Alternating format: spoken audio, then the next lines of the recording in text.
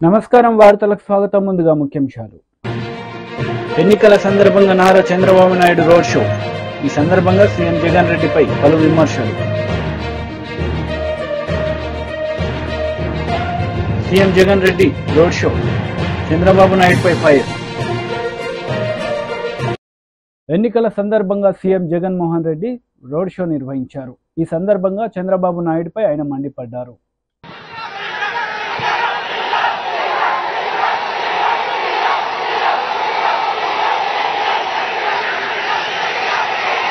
గతంలో ఎప్పుడు జరగని విధంగా మన రాష్ట్రంలో మొత్తం మీ బిడ్డ పాలన రాకముందు వరకు రాష్ట్రంలో మొత్తం 4 లక్షల ఉద్యోగాలుంటే గవర్నమెంట్ ఉద్యోగాలు మీ బిడ్డ వచ్చిన ఈ 59 నెలల కాలంలోనే అక్షరాల ఇంతకు ముందు ఎప్పుడూ జరగని విధంగా చూడని విధంగా మీ బిడ్డ మరో 2,31,000 ఉద్యోగాలు ఇచ్చాడు. ఈ 59 నెలల కాలంలో మన పిల్లలే ఈరోజు గ్రామ సచివాలయాలలో ఏకంగా 1,35,000 మంది కనిపిస్తారు. నా చెల్లెమ్మలు, నా తమ్ముళ్ళు ఈరోజు గ్రామ సేవలో కనిపిస్తా ఉన్నారు. మొట్టమొదటిసారిగా గతంలో ఎప్పుడూ జరగని విధంగా, రాష్ట్ర చరిత్రలో ఎప్పుడూ చూడని విధంగా మొట్టమొదటిసారిగా ఇంతకు ముందు ఎప్పుడైనా కూడా మేనిఫెస్టో అనే దానికి అర్థం ఎప్పుడైనా కూడా ఎవరైనా కూడా ఏం కనిపించేది? ఎన్నికలప్పుడు మేనిఫెస్టో అని చెప్పి రంగురంగుల కాగితాలతో ఇచ్చేవాళ్ళు, రంగురంగుల అబద్ధాలు చెప్పేవాళ్ళు, పేదల ఆశలతో ఆడుకునేవారు, అబద్ధాలకు రెక్కలు కట్టేవాళ్ళు. ఎన్నికలైపోయిన తర్వాత మేనిఫెస్టో చెత్తబుట్టలో వేసేవాళ్ళు. మేనిఫెస్టో ఎక్కడుందంటే కనిపించే కార్యక్రమం కూడా ఎక్కడ ఎతికినా కనపడదు. మొట్టమొదటిసారిగా సాంప్రదాయాన్ని మార్చాడు మీ బిడ్డ. ఎన్నికల మేనిఫెస్టోను ఒక భగవద్గీతగా, ఒక బైబిల్గా, ఒక ఖురాన్గా భావిస్తూ ఎన్నికల మేనిఫెస్టోలో చెప్పినవి ఏకంగా 99% హామీలను అమలు చేసి మీ బిడ్డ నా అక్క చెల్లెమ్మల కుటుంబాలకే పంపిస్తా ఉన్నాడు.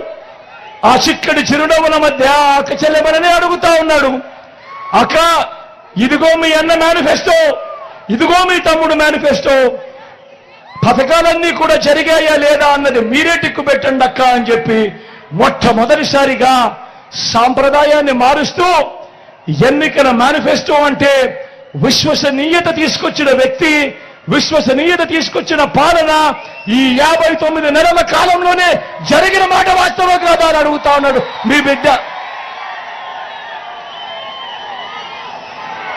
ఇవాళ నేను మీ అందరితో కూడా ఇప్పుడు కొన్ని పథకాలు గడగడ మచ్చుకు కొన్ని పథకాలు చెబుతాను. మీరే ఆలోచన చేయండి. గతంలో ఎప్పుడైనా ఈ పథకాలు ఉన్నాయా? గతంలో ఎప్పుడైనా ఈ పథకాలు ఎవరైనా చూశారా? గతంలో ఎప్పుడైనా ఈ పథకాలు ఎవరైనా చేశారా అన్నది మీరే ఆలోచన చేయమని కోరుతా ఉన్నా. గతంలో ఎప్పుడు చూడని విధంగా మొట్టమొదటిసారిగా నాడు నేడుతో బాగుపడ్డ గవర్నమెంట్ స్కూళ్లు, గవర్నమెంట్ బడులది ఇంగ్లీష్ మీడియం. 6వ తరగతి నుంచే ప్రతి క్లాస్ రూమ్లోనూ ఐఎఫ్పీలు, డిజిటల్ బోధన. 8వ తరగతికి పిల్లాడు వచ్చేసరికి ఆ ప్రతి పిల్లాడి చేతిలో ఒక ట్యాబ్. ఇంగ్లీష్ మీడియంతో మొదలెడితే 3వ తరగతి నుంచే టోఫుల్ క్లాసులు, 3వ తరగతి నుంచే సబ్జెక్ట్ టీచర్లు. గతంలో ఎప్పుడూ జరగని విధంగా ఈరోజు ఇంగ్లీష్ మీడియంతో మొదలెడితే ఐబీ దాకా ప్రయాణం. గతంలో ఎప్పుడూ చూడని విధంగా మన పిల్లల చేతుల్లో ఈరోజు బైలింగ్వల్ టెక్స్ట్ బుక్స్, అంటే ఒక పేజీ తెలుగు, పక్క పేజీ ఇంగ్లీష్. మొట్టమొదటిసారిగా బడులు తెరిచేసరికే పిల్లలకు విద్యా కానుక. మొట్టమొదటిసారిగా బడులలో ఈరోజు గోరుముద్ద. మొట్టమొదటిసారిగా పిల్లలను బడులకు పంపిస్తే చాలు ఆ తల్లులను ప్రోత్సహిస్తూ ఆ తల్లులకు ఓ అమ్మఒడి అనే కార్యక్రమం. మొట్టమొదటిసారిగా మొట్టమొదటిసారిగా పెద్ద చదువులకు ఏ తల్లి ఏ తండ్రి కూడా అప్పుల పాలు కాకూడదు అని ఈ రోజు మన పిల్లలు ఇంజనీర్లుగా చదువుతా ఉన్నారు, డాక్టర్ కోర్సులు చదువుతా ఉన్నారు, డిగ్రీ కోర్సులు చదువుతా ఉన్నారు. వారి చదువులకయ్యే పూర్తి ఖర్చు ఈ రోజు రాష్ట్రంలో ఏకంగా 93% మంది మన పిల్లలు ఈ రోజు పూర్తి ఖర్చులు భరిస్తూ ఈ రోజు వాళ్లకు విద్యా దీవెన, జగనన్న వసతి దీవెన అనే గతంలో ఎప్పుడూ జరగని విధంగా ఈ రోజు ఆ పిల్లలను ఆదుకుంటా ఉన్నాం. నా అక్క చెల్లెమ్మల కుటుంబాలకు తోడుగా ఉన్నాం. గతంలో ఎప్పుడూ జరగని విధంగా ఈ రోజు మన డిగ్రీలలో చదువుతా ఉన్న మన పిల్లలకు ఈ రోజు international universities, LSC, Harvard, MIT, Stanford వంటి యూనివర్సిటీస్ తో ఈ రోజు ఆన్లైన్ సర్టిఫికేషన్ ద్వారా మన డిగ్రీలతో ఆ కోర్సులు అనుసంధానం. మొట్టమొదటిసారిగా మన డిగ్రీలలో ఈరోజు మ్యాండేటరీ ఇంటర్న్షిప్. నేను అడుగుతా ఉన్నా, ఇంతగా పిల్లల చదువుల మీద ధ్యాస పెట్టిన పరిస్థితులు గతంలో ఎప్పుడైనా జరిగాయా అని అడుగుతా ఉన్నాడు మీ బిడ్డ. అన్న జరిగాయా? అక్క జరిగాయా? తమ్ముడు జరిగాయా? వారాహి విజయబేరి బహిరంగ సభలో జనసేన అధినేత పవన్ కళ్యాణ్ పాల్గొన్నారు. ఈ సందర్భంగా ప్రజలను ఉద్దేశించి ఆయన మాట్లాడారు. మాట్లాడుతున్నాను, మీరన్నీ గత 5 సంవత్సరాల్లో ఎవరెవరు ఏం చేశారు, వైసీపీ ప్రభుత్వం ఏం చేసింది, పవన్ కళ్యాణ్ ఎలా నిలబడ్డాడు, టీడీపీకి ఎలా బలం ఇచ్చాడు, ఎలా తగ్గి ముందుకు తీసుకెళ్లాడు, భారతీయ జనతా పార్టీ ప్రధానమంత్రి గారి నేతృత్వంలో మేము ఆంధ్రాలో పొత్తు పెట్టుకోమంటే ఆయన నేను ఒప్పించానంటే ఎంత బలంగా మాట్లాడుంటానో మీరు అర్థం చేసుకోండి. దేనికి మాట్లాడాను? పవన్ కళ్యాణ్ ఎంపీ ఎమ్మెల్యే కాకపోతే ఏమవ్వదు. పవన్ కళ్యాణ్ చేసుకునే సినిమాలు ఉన్నాయి, అవసరమైతే బయటకు వచ్చి రోడ్ల మీద కొట్లాడతాడు.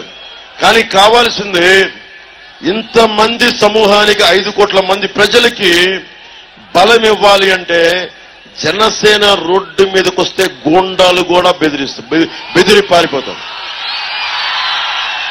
అడవి దున్నలు ఎలా పారిపోతాయో సింహాన్ని చూసి జనసేన బయటికి వస్తే మొత్తం వచ్చి అందరూ పారిపోతారు.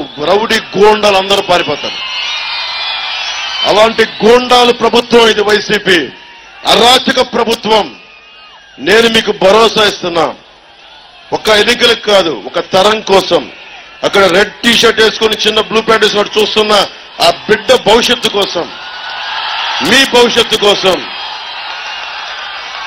మీ అందరి కోసం వచ్చాము. ఇది నా కోసం కాదు, మీకోసం నిలబడతాం, మీకోసం కొట్లాడతాం.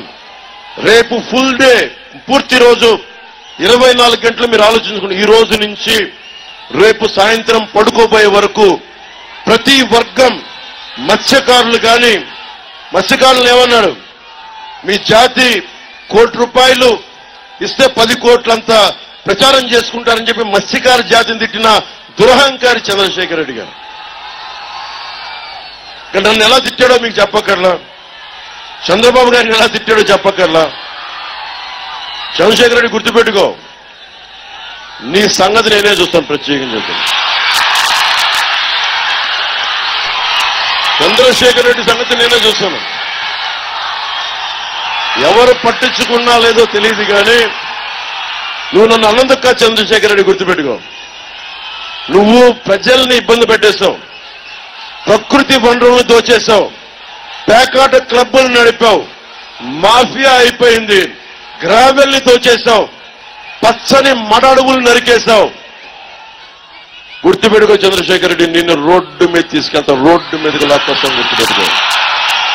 నువ్వు నీ రౌడీజం చెప్పు, మీ బాస్ జగన్ చెప్పు, పవన్ కళ్యాణ్ చెప్పాడని చెప్పు, తాట తీసి కింద కూర్చోబెడతాం.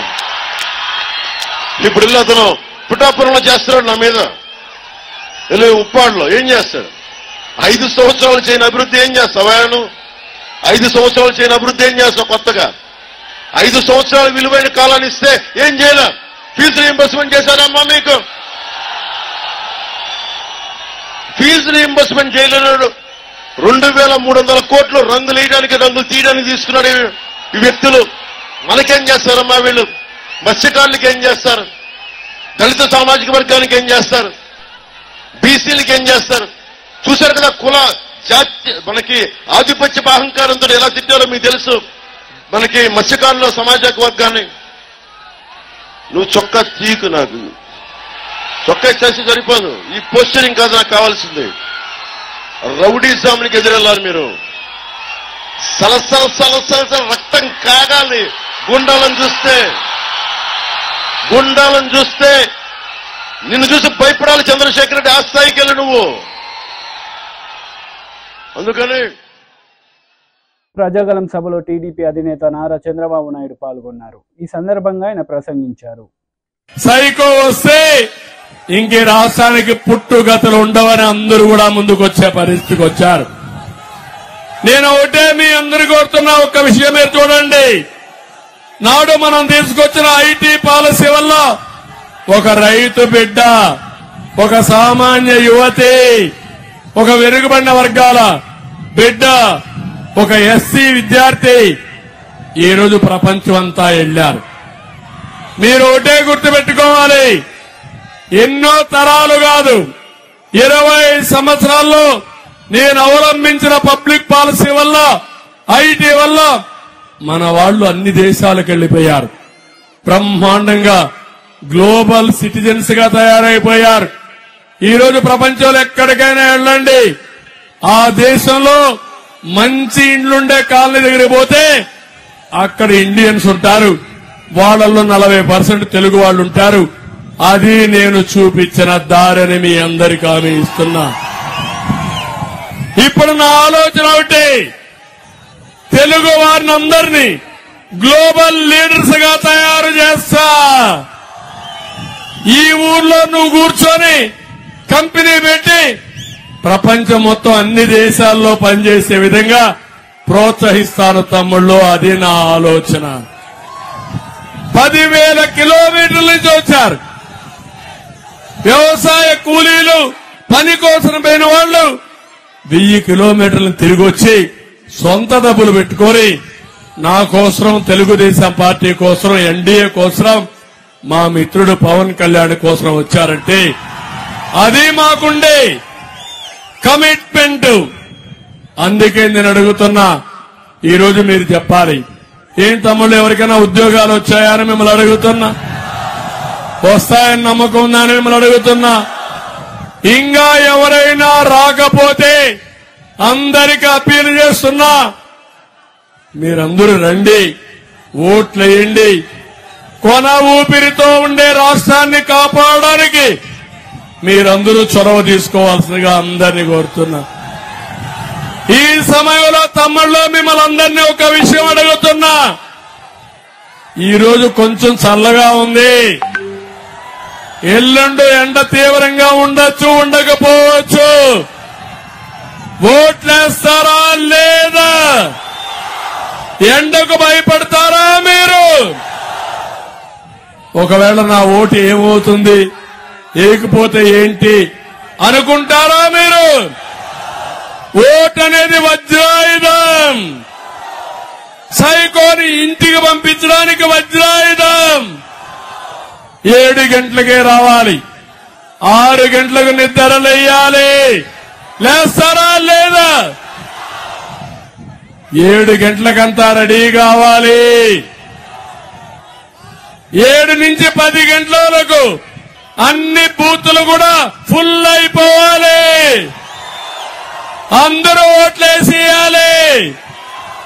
అక్కడ కొంతమంది రౌడీయించడానికి వస్తే ఒకటే నేను చెప్తున్నా మీకు, సైకిల్ స్పీడ్ పెంచండి, అడ్డం వస్తే తొక్కుకుంటా పోండి, నేను చూసుకుంటా. ప్రజాబలం ముందర ఈ సైకోలు ఏమీ చేయలేరని చెప్పి నేను మీకు తెలియజేస్తున్నా. ఇంకో పక్క నేను కూడా రేపు ఎల్లుండో కంట్రోల్ రూమ్ లో కూర్చుంటా. రాష్ట్రంలో ఏం జరుగుతుందో సమీక్షలు చేస్తా. ఎవడైనా తోక దిప్పితే తోక కట్ చేస్తా. ప్రజాస్వామ్యాన్ని కాపాడుకుంటారని ప్రతిజ్ఞ చేస్తున్నా. తమిళలో ఈరోజు ఒక్క విషయం మీరు గుర్తుపెట్టుకోవాలి, ఈ రాష్ట్రం బాగుపడాలా లేదా? మీ జీవితాలు బాగుపడాలనా లేదా? నా ఆశయం ఒకటే, 29కే నెంబర్ 1 రాష్ట్రంగా చేయాలనుకున్నాను. నరేంద్ర మోడీ గారు 2047కి ఇండియాని నెంబర్ 1 దేశంగా, ప్రపంచం మొత్తం ఉండే ఇండియన్స్ ని నెంబర్ 1 గా చేయాలని ఆయన సంకల్పం. నా సంకల్పం తెలుగు జాతి నెంబర్ 1 గా ప్రపంచమంతా ఉండాలి. పేదరికం లేని రాష్ట్రమైన ఆలోచన నా ధ్యేయం. ఏ పని చేసినా నిరుపేదలకు అండగా ఉంటా, తోడుగా ఉంటా. అందుకే సూపర్ 6 లో మీరు చూశారు, మా ఆడబిడ్డలకి ప్రతి ఒక్క ఆడబిడ్డకు హామీ ఇస్తున్నా. ఆడబిడ్డ నిధి 1500 రూపాయలు నెలకు, సంవత్సరానికి 18,000, 5 ఏళ్లలో 90,000. మీ ఇంట్లో ముగ్గురుంటే 2,70,000, ముగ్గురుంటే నలుగురుంటే 3,60,000 ఇచ్చే బాధ్యత నాదని మీ అందరికీ హామీ ఇస్తున్నా. ఎన్నికల సందర్భంగా మాజీ సీఎం కేసీఆర్ రోడ్ షో నిర్వహించారు. ఈ సందర్భంగా పలు అంశాలపై ఆయన ప్రసంగించారు. భారతీయ జనతా పార్టీ విద్వేషాలు నింపి ప్రజల మధ్య పగలు పెంచి దేశాన్ని చీల్చే పని చేస్తుంది తప్ప పేద ప్రజల గురించి, రైతుల గురించి, చేనేత కార్మికుల గురించి, పనిచేసుకుని బతికేటువంటి ప్రజల గురించి ఏ ఒక్క మంచి పని కూడా చేసే పార్టీ కాదు. కాంగ్రెస్ పార్టీ గత అసెంబ్లీ ఎన్నికల్లో అరచేతిలో వైకుంఠం చూపించి అలవిగాని హామీలిచ్చి గద్దెకెక్కింది కాంగ్రెస్ పార్టీ. ప్రతి ఇంటికి, ప్రతి మహిళకు 2,500 ఇస్తామన్నారు. మహిళలకు 2,500 వచ్చినాయా? రుణమాఫీ అయ్యిందా? రైతు బంధు అందరికి పడ్డదా? కరెంటు సరిగా వస్తున్నదా? కరెంటు కోతలు మళ్ళా మొదలైనయా? మన రంగనాయక సాగర్ ఎండబెట్టినరా? రైతుల పంటలు ఎండినాయా? అంటే ఇది పరిస్థితి. ఒకటే ఒకటి స్కీమ్ పెట్టినరు, అది మహిళలకు బస్సు, అది టోటల్ గా ఫెయిల్ అయిపోయింది. ఒక సర్కస్ లాగా అయిపోయింది తప్ప ఎవరికి లాభం జరగలే. అందువల్ల మీ అందరినీ కూడా నేను కోరేది, అర్థం చేసుకొని వివేచనతోని మన రాష్ట్ర భవిష్యత్ కోసం, ఈ దేశ భవిష్యత్ కోసం ఆలోచించి ఓటేయాలి తప్ప ఓటు ఎప్పుడు కూడా ఆగమాగం వేయకూడదు. ఏ ఒక్క హామీ అమలు కాలే, అవుతుందనే ఆశ కూడా లేదు. ఆ రోజు మనం 30,000 కోట్లు 2 దఫాలుగా రుణమాఫీ చేసినాం. ఈ ముఖ్యమంత్రి చెప్పినాడు, మీరు పరిగెత్తండి, లోన్ తీసుకోండి, డిసెంబర్ 9వ తేదీ నాడే 2 లక్షల రుణమాఫీ చేస్తామని చెప్పినారు. రుణమాఫీ జరిగిందా? ఏది కూడా జరగలే. 6 ప్రధాన హామీలతో పాటు 420 హామీలు ఇస్తే ఏ ఒక్క పని కూడా జరగలేదు. బీజేపీతోని ఏ ఒక్క పని జరగలేదు. అదే బీఆర్ఎస్ ప్రభుత్వం ఉన్నప్పుడు అన్ని వర్గాల ప్రజలను, కులము మతము అనే తేడా లేకుండా ఒక కోడి తన పిల్లలను కాపాడుకున్నట్టుగా అందరినీ కూడా వెనకకి తీసుకొని మనం ముందుకు పోయినాం. అందరిని కాపాడినాం, పేదల్ని కాపాడినాం. పేదవాళ్లకు, వృద్ధులకు 2,000 రూపాయల పెన్షన్ ఇచ్చినాం. ఈ ప్రభుత్వం 4,000 ఇస్తామని చెప్పినారు. 4,000 రూపాయల పెన్షన్ వచ్చిందా? రాదు కూడా, ఇక వచ్చే అవకాశం కూడా లేదు. మీ అందరికి నేను చేసే మనవి ఒకటే, మీరు చాలా గొప్ప స్వాగతం చెప్పినారు. నా గుండెల నిండా బ్రహ్మాండమైన సంతోషం కలిగింది. ఇప్పుడే హరీష్ రావు గారు చెప్పినట్టుగా మన అభ్యర్థి వెంకట్రామరెడ్డి మీకు తెలుసు. ఆయన ఇదే జిల్లాలో కలెక్టర్గా పనిచేసినాడు. ఈ జిల్లాను ఒకనాడు నేను ఎన్టీ రామారావు గారు ముఖ్యమంత్రిగా ఉంటే ఇదే చౌరస్తాలో సిద్దిపేట జిల్లా కావాలని నేను అడిగిన, కానీ ఎవరు చేయలే. కానీ నేనే ముఖ్యమంత్రి అయిన తర్వాత, తెలంగాణ వచ్చిన తర్వాత, హరీష్ రావు మంత్రి అయిన తర్వాత సిద్దిపేట జిల్లా చేసుకున్నాం. సిద్దిపేట జిల్లా చేయడమే కాదు, సిద్దిపేటకు రైలు కావాలని తెచ్చుకున్నాం, గోదావరి నీళ్లు తెచ్చుకున్నాం, సిద్దిపేట జిల్లా తీసుకున్నాం. కానీ జాగ్రత్త, ఈరోజు ఈ రాష్ట్ర ప్రభుత్వం సిద్దిపేట జిల్లాను రద్దు చేస్తా అంటున్నది. సిద్దిపేట జిల్లా ఉన్నానా? సిద్దిపేట జిల్లా ఉన్నానా? అన్న మీరు వెనక చెప్తలేరు ఉన్నా సిద్దిపేట జిల్లా తీస్తా అంటే యుద్ధం చేద్దామా, మరొక యుద్ధానికి సిద్ధమైదామా? ఈ మూర్ఖ ముఖ్యమంత్రి మూర్ఖ ప్రభుత్వం ప్రజలకు పరిపాలన దేవాలని తెస్తే దాన్ని రద్దు చేస్తామని చెప్తున్నారు. ఈ వచ్చిన సిద్దిపేట జిల్లాకు కలెక్టర్ గా వెంకట్రామరెడ్డి గారు చాలా సేవలు అందించారు. మీ ఊర్లలో ఉన్న మొక్కలు చెట్లు వెంకట్రామరెడ్డి గారు నాటించినటువంటివి. హరీష్ నాయకత్వంలో సిద్దిపేటలో బ్రహ్మాండమైన అభివృద్ధి చేసుకున్నాం. ఆ అభివృద్ధి కొనసాగాలంటే, మన హక్కులు రావాలంటే, మన నీళ్లు మనకే ఉండాలంటే ఖచ్చితంగా మొన్న ఎన్నికల్లో హరీష్కి ఇచ్చిన మెజార్టీ కంటే ఇంకో 20,000 మెజార్టీ ఇచ్చి 1,00,000 మెజార్టీ ఇచ్చి వెంకట్రామరెడ్డి గారిని గెలిపించాలి. గెలిపిద్దామా? సిద్దిపేట మెజార్టీ ఎంత? 1,00,000నా? 1,00,000 అంటే గ్యారంటీగా నేను ఇయ్యాలని డిక్లేర్ చేస్తున్నా. సిద్దిపేట మెజార్టీతోనే వెంకట్రామరెడ్డి గారి ఎంపీగా గెలిచిపోయిందని చెప్పి నేను తెలియజేస్తా ఉన్నా.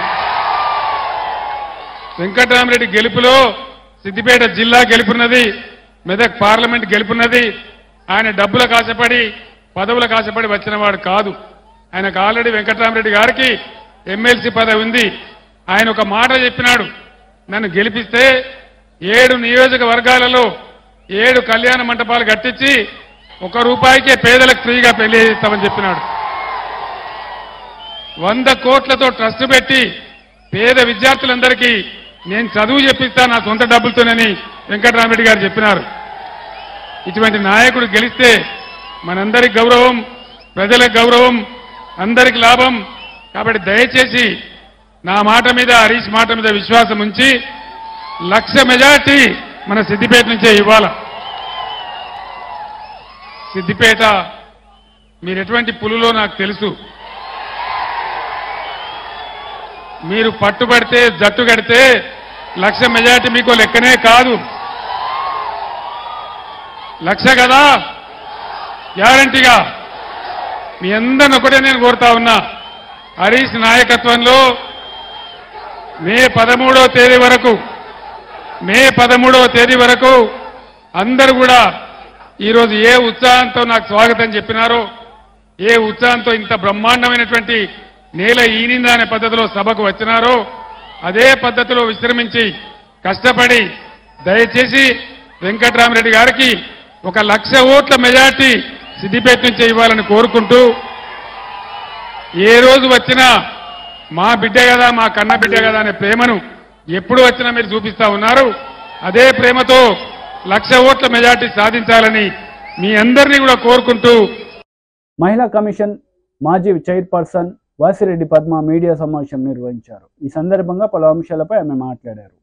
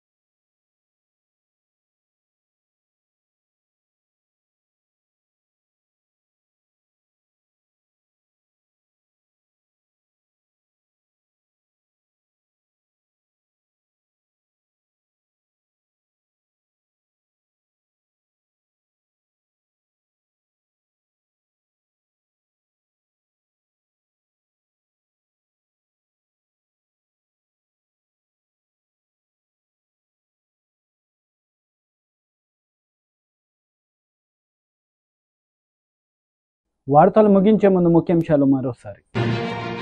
ఎన్నికల సందర్భంగా నారా చంద్రబాబు నాయుడు రోడ్ షో. ఈ సందర్భంగా సీఎం జగన్ రెడ్డిపై పలు విమర్శలు. CM Jagan Reddy road show, Chandrababu నాయుడుపై ఫైర్. ఈ వార్తలు ఇంతటితో సమాప్తం. తిరిగి ప్రసారమయ్యే వార్తల్లో మళ్ళీ కలుద్దాం. అంతవరకు సెలవు. నమస్తే.